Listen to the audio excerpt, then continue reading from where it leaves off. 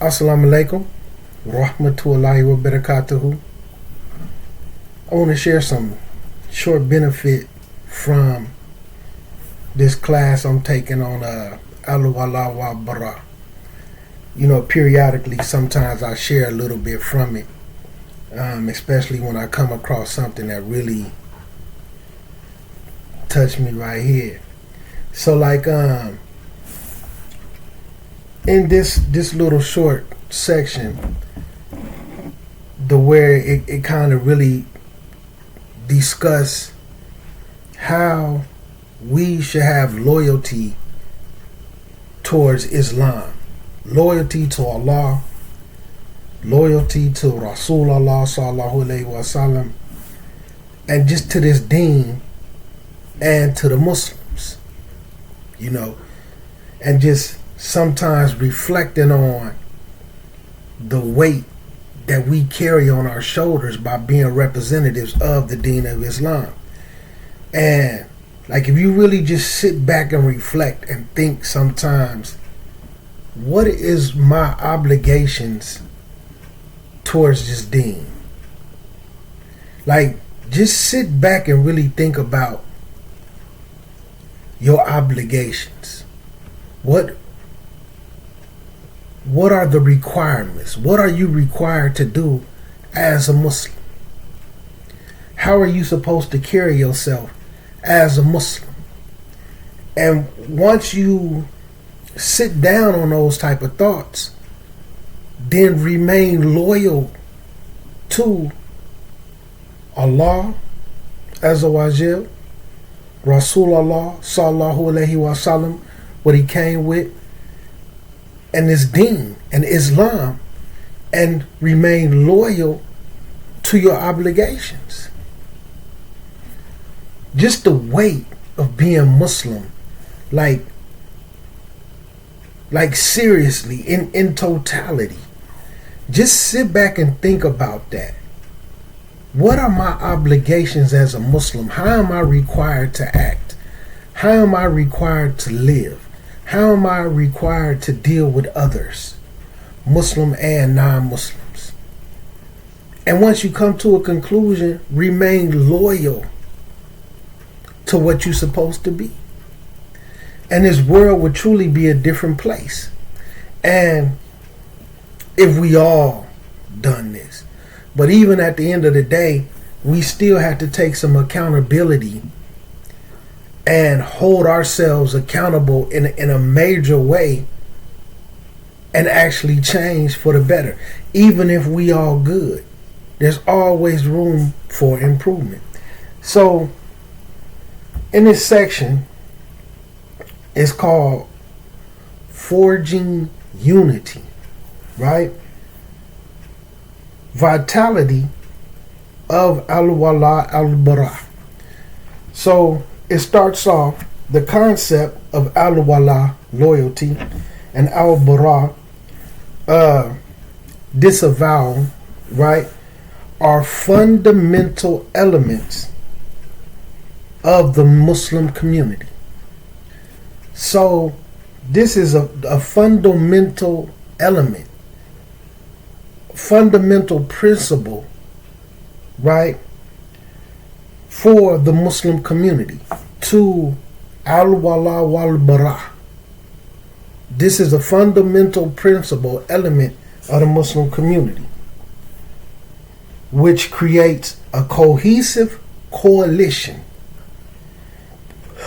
The two concepts are essential for Muslims to maintain unity and cooperation, as demonstrated in the sequence of two verses in Surah Al-Anfal, highlighting the importance of being allies. Now, one thing you can learn in the Quran, and that you can see in the Quran because it discussed the Salaf. When you read your Quran, you can see some of the ways of the Salaf, some of the best ways. If it's highlighted in the Quran, these should be some of the principles that we start with. When the ways of the Salaf that's highlighted in the Quran, these should be some of the ways that we start with. You know. So let's get to it. So the first ayat, which is ayat number 72. Verily, I should get my Quran, man, because ayat number 70 speaks a little more detail on it. But it's surah number 8. Anybody who want to go read it, starting around like ayat number 70. So 72. Look at some of these principles that are laid down about the Salaf, right? Well, the Sahaba, which is the Salaf, but we talking about that first generation. Look at this right here.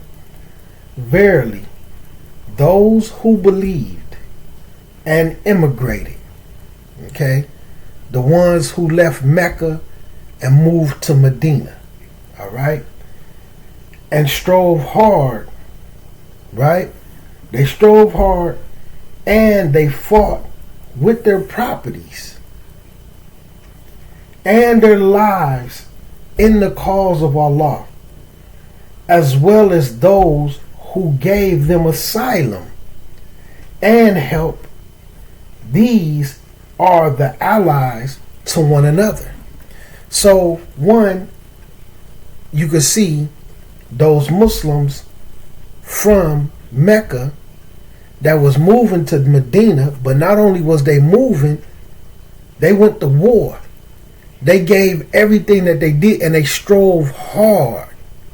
They put forth tremendous effort to accomplish the goal of spreading Islam and making sure that Islam was established on a firm handhold.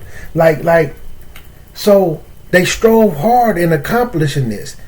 They fought with their properties. Like, they would barter certain things, give up camels to get this, to get weapons, give up camels so that they could feed the armies. Some of them even had to leave Mecca and was forced to leave their businesses, their clothes, and forced to just take what they could carry. But all of this was so that they can be Muslim, man. And they was fighting in the cause of Allah. They strove with their lives.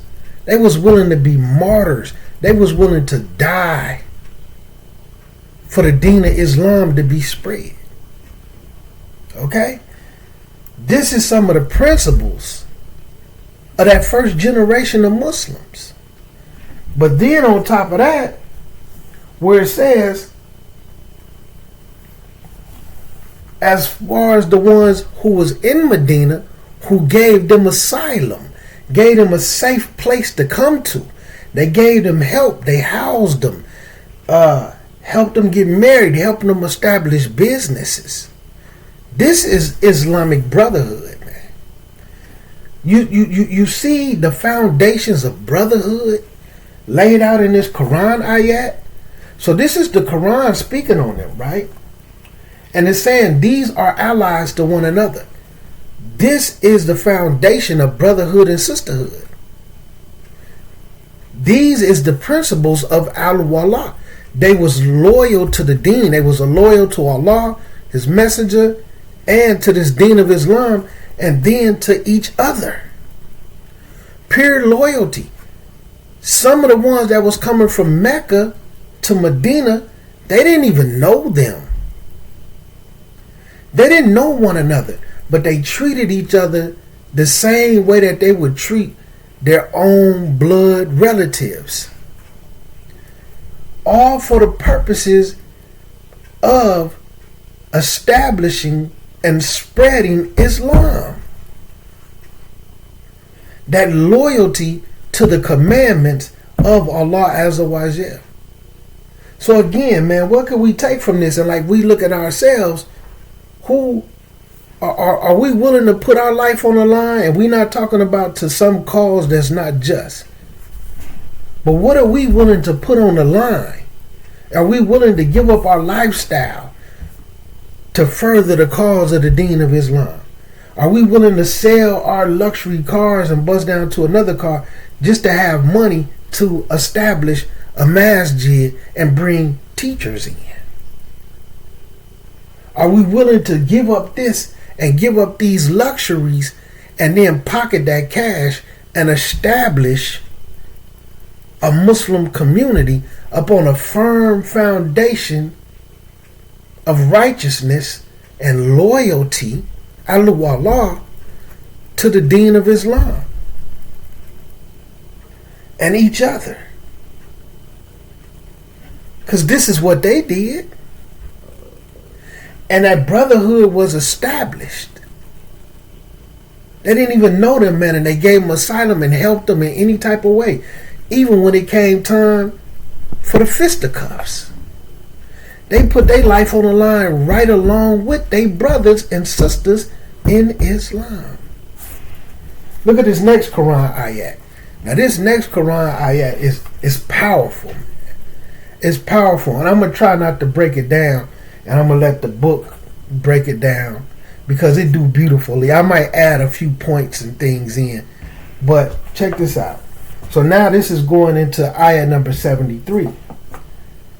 And those who disbelieve, the kuffar, the atheists, whatever they are, anything that's not Muslim, whatever they consider themselves to be, right?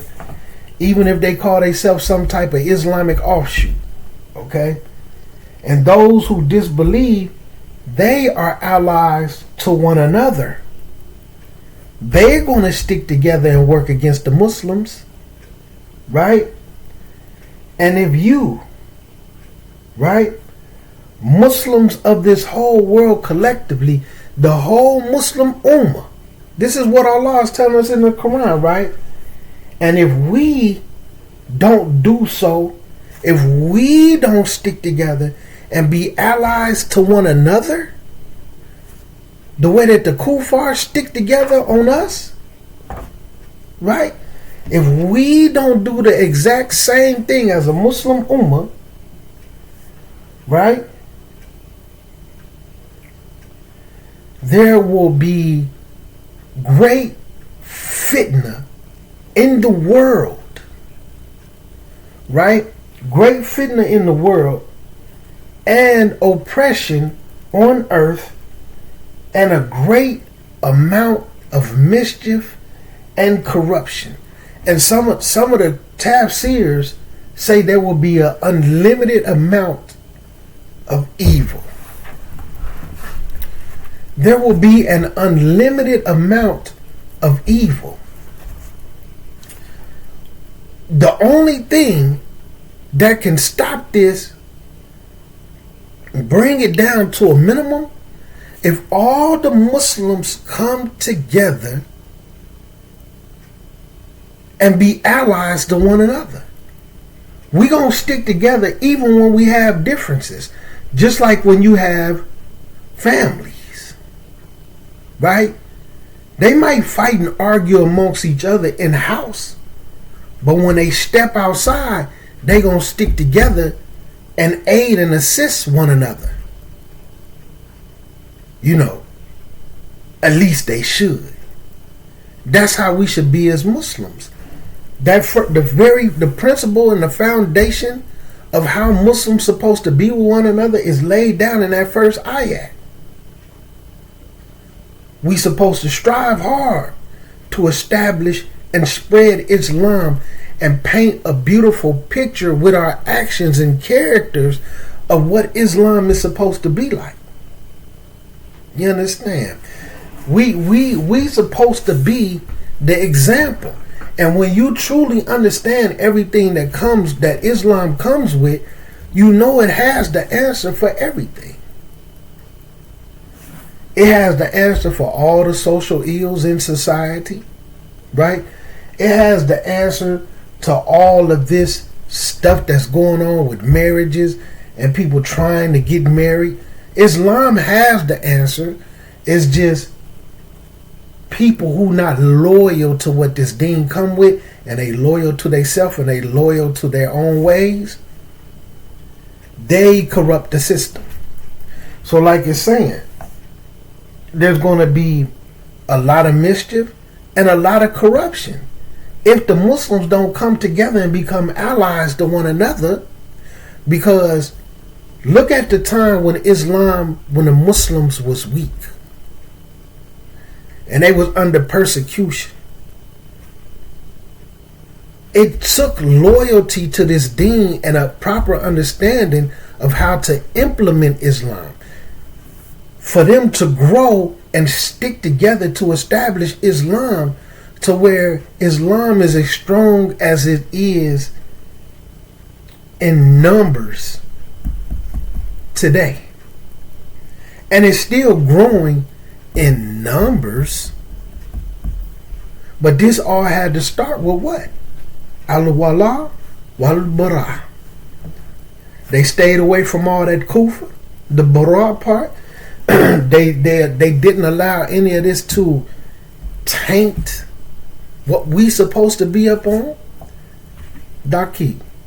So they didn't allow any of those ways to taint the deen of Islam.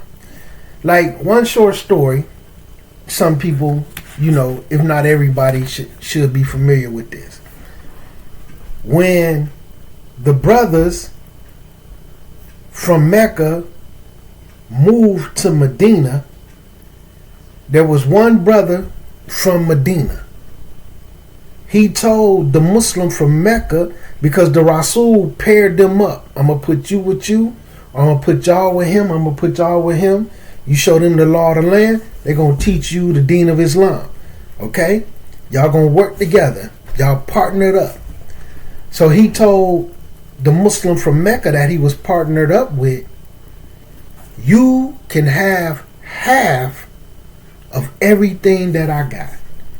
Half my clothes, half my dishes, half of my riding beast, half of my livestock.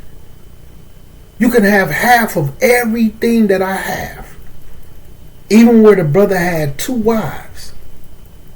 And then he tell the brother, you look at my wives and you decide which one you like. I'm not going to pick for you. Whichever one you like, I will divorce her and then marry her to you, brother. Now you tell me that ain't somebody trying to please Allah. Now, because we've been having these discussions about the little marriage system and the way things is going in America and these wakils, because I want to mention this. And when we stand firm and stay loyal to this deen, you will see in some of these instances where some of these imams or these wakils be like the head of the community and they be in charge of everybody else's affairs. They rotate wives like tires. You know what I'm saying? They always got 2, 3 wives, 4 wives. They always have more than one wife. They lose one, then they get another one. They lose 2, then they get 2 more. But my point is, they not managing to get these sisters married to anybody else in the community. They got homeboys that they sit around with and they know that these people been married. I mean, they know that this one of the guys at the masjid, who's a fairly good brother, who has a little money about himself, they know this brother ain't been married in 5 years. And then they have a sister that's supposed to be, that's out here to get married. You already got 2 wives, brother. You already got 3 wives. Why this brother who you know is a good brother who been single for 5 years, why you won't let him get this sister? Instead, you marry her for yourself. But see, when you have some loyalty to this deen and you want for your brother what you want for yourself, and then you done rotated, this is about the 5th, 6th sister that you done rotated in and out with the first woman you was married to. Why you couldn't get them brothers married off first before you took a 3rd wife? Why did these brothers be the only ones with multiple wives and everybody else have nothing? And then they not even keeping them. Get them, divorce them. Get them, divorce them. Get them, divorce them. Why they not like these brothers that the Quran speak of? When you have some loyalty to this deen, and you got 2 wives, and then you got 4, 5 other brothers who's single and been single, and they good brothers, and you got these sisters, but instead of marrying them to these brothers, you marry them and divorce them. Marry them and divorce them. Be like them. Have some loyalty to this deen, man. And we'll start to see how it grows, man, and then we'll start to have alliances with one another, and we could be firm and start to move towards a direction where we could we could start to stamp out a lot of this fitna and things that plague our Muslim communities. And we definitely know that marriage is one of the first steps. Because we need to start establishing strong Muslim families. Good, clean, wholesome Muslim households. And like how I say, Daki, let me touch this one little point, and then we're going to finish off with the rest of this little book. Inshallah. Bi'idhnillah ta'ala. Daki. Okay. Let me get this little jewel real quick while we at this point. And for like some of these brothers, man, who do a little wakil thing, and wali, and you may be appointed to be the wakil for somebody's wali because this is her Muslim brother or this is her Muslim adult son, but he doesn't have the Islamic knowledge. So he asks you to be his representative, which will make you a wakil. He's the wali, but he wants you to do the wakil part and represent him on the Islamic side, but he still's there to put his 2 cents in because this is his sister, this is his mother or whatever, right? Or niece or whatever. You're going to have to ask questions, but you're going to need for the brother and the sister to be comfortable with you. Because this is and some people not going to agree with it, but I'm in touch with reality. You had to sit down and have a brother to be comfortable with you enough to just say, I need you to be honest with me, do you have any habits? This isn't going to stop the marriage thing. Do you drink every once in a while? Do you smoke? Do you smoke marijuana? Do you have some habits? Just be honest, Have some taqwa and tawheed in your answer. Answer me with taqwa. And if the brother say yes, I'm going to be honest with you. I smoke a little bit. Every once in a while I might have a little beer or something. Okay, that's good. Okay, we got that established. Because sometimes the brother does these things and the wakil may find out. But the sister know that he does it. But because some of these wakils don't be knowing these sisters like that, the sister does it too. So he will tell her she can't marry him because he smoke a little weed, he smoke a little marijuana every once in a while. He drink every once in a while. So he say, nah, he not a good fit for you. But he don't know she do the same thing. She do the same little stuff. These is individual, and they already talk to each other because if I'm like I'm saying, if they in the same facility, like in the same city around each other, and they already have access to each other and they already talking, there's a strong possibility they're just gonna mess around with each other anyway.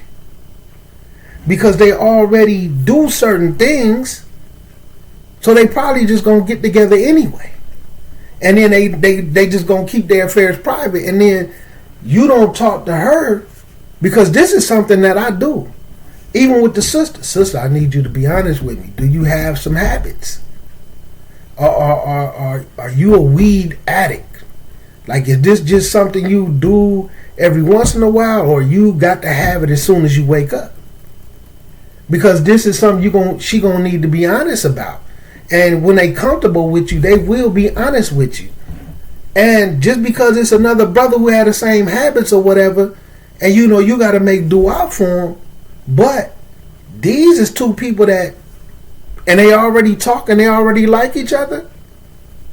These is two people, man, that y'all just need to go ahead and let them do their thing and pray that Allah changes them before this guy ends up with a sister who don't do none of these things, and then he hides it, and then later on she find out he has these habits, and now she may be pregnant, or now something going, or she might be done actually fell in love with this person, and now she don't want to leave the marriage, but she's feeling deceived and she's feeling tricked. I didn't know he'd get high. I didn't know he'd drink. Sometimes, man, y'all have to sit down and be honest and get this stuff out on the table, and then you could possibly get more people married than you can, because you just gonna have to accept reality, man.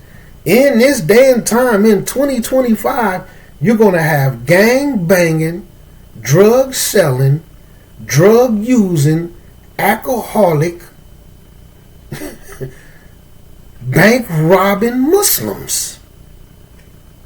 And you're going to have sisters that's attracted to gang banging, drug dealing, drug using Muslims. It's just a reality, man. And they're going to deal with each other some way, shape, or form, no matter what you do. You break up this one, they just going to go find another one. Or they going to end up doing the makeshift thing where some people done got on the internet and said, look, although you don't know him and I don't really know him, we just going to have him stand in as your wakil. And then we got these two brothers right here, they just going to stand in as the witness. The sister going to be like, okay, because she already liked this brother. All right, let's do it. Don't know you. Don't know who's standing in as her wakil. And doesn't know the two witnesses either. And then the brother don't even know the two witnesses and barely know the person who's standing there as a wakil. We're just going to makeshift this so that we can make what we trying to do permissible. You know? And then she find out he's a drug addict or this and that. But when they had a person who's representing them and had their best interests at heart, instead of really looking at the situation and getting down to the bottom of it, not realizing this sister you represent is the exact same way as him. She drinks, she smoke too. But she can't tell you. And then you running him off somebody she want to be with, somebody she already knows smoke. Because they've been talking 5-6 months, 3-4 months through the internet before they even met a wakil. We just have to move to a phase and just gonna have to accept the fact, man. And hopefully they get that sin up off of their back, man, and get married, and then those changes will start to come, and then they can grow up out of that, man. Inshallah. Because this is a part of having some loyalty to this deen. Like I said, the Quran say particular type of brothers, those who had this type of speech and needs and this type of woman is for this type of man. The ones who fornicate and the ones who do this and that type of man is for this type of woman. The street Muslim man is for the street Muslim woman. Because we just gonna have to accept the fact, man. The street Muslims and the this, that, and the third Muslims, they ain't going nowhere anytime soon, man. Put them together, man, and because they just gonna add to it, and they just gonna mess with each other anyway. They just gonna mess with each other anyway, or they gonna be sitting around letting somebody who don't really know what they doing, and every time they turn around, they at the courthouse. You know, have 15 courthouse marriages and not one Islamic one. And then, like how I say to some of these people who feel like in Islam, okay, you got to have a wakil, and then you got to have two witnesses, right? But then they'll sit around and have somebody convince them, let's just go to the courthouse. No wakil, no two witnesses, and then they feel like that marriage is more than the one in Islam. Or they go get a piece of paper, then they go sit up with somebody and have him fill it out, but there was no wakil for her. The brother didn't even have, the brother who was marrying her didn't even have enough to say, you know what, I'll be your wakil. I can marry my ward. You don't let somebody sit up and then go up to him and y'all find some person who call themselves an imam who's just willing to go ahead and marry y'all because he may have a relationship with the brother, right? And then y'all lie to him. Oh yeah, we already talked to her wakil. And then next thing you know, y'all marriage lasts 2 weeks. But there was people in place who could have conducted it, but y'all went around them, see? So even, it's just a tricky thing, man. We just got to be careful, man, and have some loyalty to Allah and His deen and put a stop to this stuff, man. And put a stop to this stuff. And then they come across somebody who really do the stuff legally. This is how we do this in Islam. And then they question it because they've been doing it the wrong way. You've been married the wrong way 15 times. You done married 7 brothers the wrong way. You done married 7 sisters the wrong way. Now when the real way is put in front of you, you question it. Because there's no loyalty to this deen, man. So let me continue it on, man, and just say, because like I said, sometimes, like I said, with like people who do the 6-month process or 3-month process, y'all might go through the process before y'all get to the 6 months. Let's say y'all 4 months in, or it's a 3-month process, y'all 2 months in, and then they say, no, we don't recommend y'all to get married. We're not going to do y'all marriage.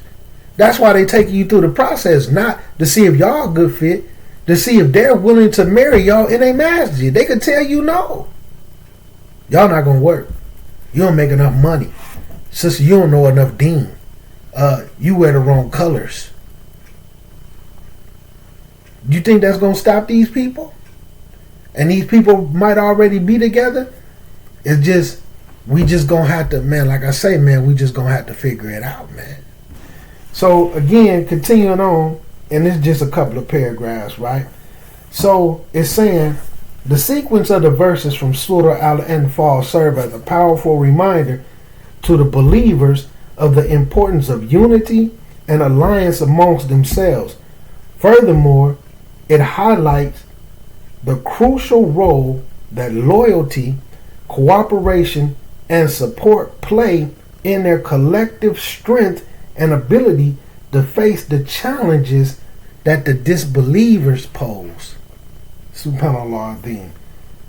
The first verse highlights the quality and actions of the believers who have embraced Islam and made sacrifices for the cause of Allah Azza wa Jal. The Salaf, man, that first generation of Muslims, right? It emphasizes their unity and alliance with one another as they stand side by side, willing to give their wealth and even their lives for the sake of Allah Azza wa Jal and this deen. Subhanallah Adhim. This unity strengthens their resolve and amplifies their impact in spreading the message of Islam and upholding its principles. Allahu Akbar. Allahu Akbar. On the other hand, the following verse draws attention to the alliance of the disbelievers as well, warning the believers of the potential consequences if they fail to unite and stand together as a united bloc.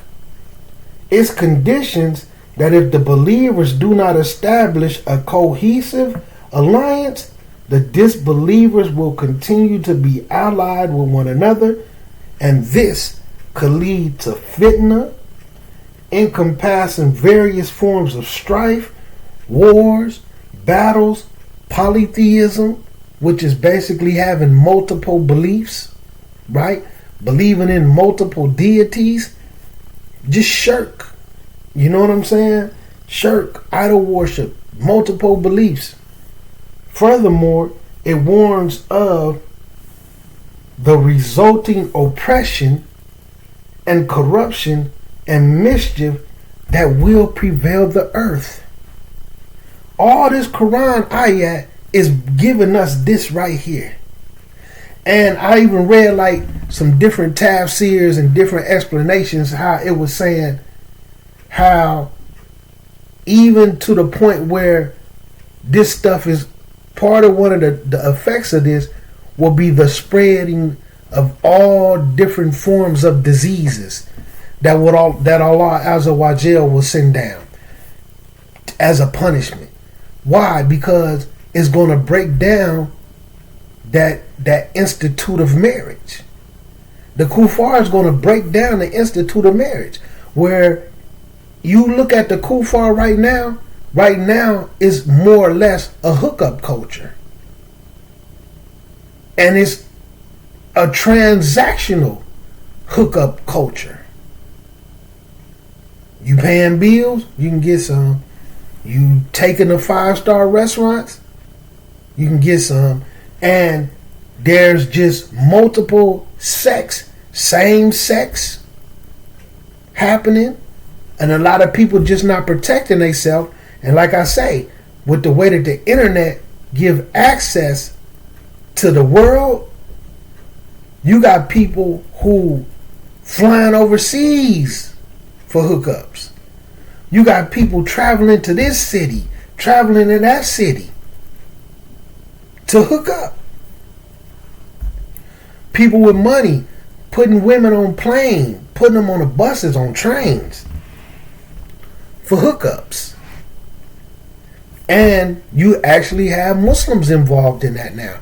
So like, without us coming together and uniting and establishing Islam at the forefront of society and what Islam comes with, because these things go against Islam. And when people practice Islam the way that they should, to the best of their ability, these things will be difficult to start to do because the society won't allow it. You will have too many Muslims around for you to be trying to creep and do this and that, because it's going to be some Muslim that's going to see you. But now, that ain't my business, that's between them and Allah. Now, if you advise them and this and that sometimes when you know certain things, but it's a brother and a sister with the exact same ways and they want to marry each other, why get in the way of it?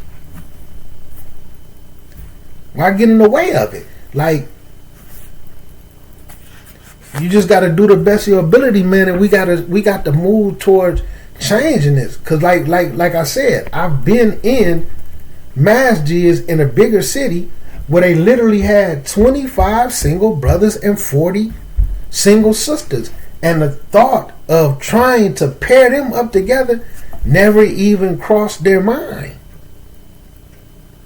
Never even crossed their mind.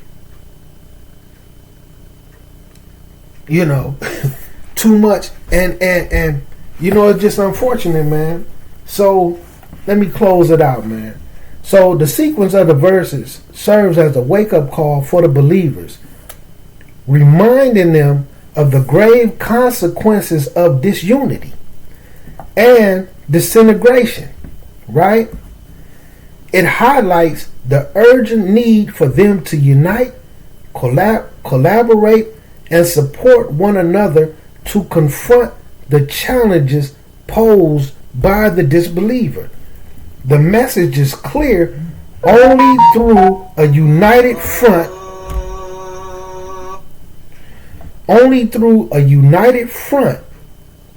can the believers effectively counter the efforts of those who oppose the religion of Islam and seek to spread corruption and oppression. The underlying message is one of inspiration and motivation for the believers. It reminds them of their strength and power when they stand united, embodying the principles of al-wala, al-wala and al-bara by aligning themselves with fellow believers, supporting one another, and upholding the teachings of Islam. They can overcome any obstacle and make the religion of Islam, Islamic monotheism, victorious. We got to stand together, man. We got to stand together. This is what it's going to take to change the immoral fiber of the society. Because if we don't change it, we will become it. Why is that? Because it's a known fact that people become products of their environment. People become products of their environment.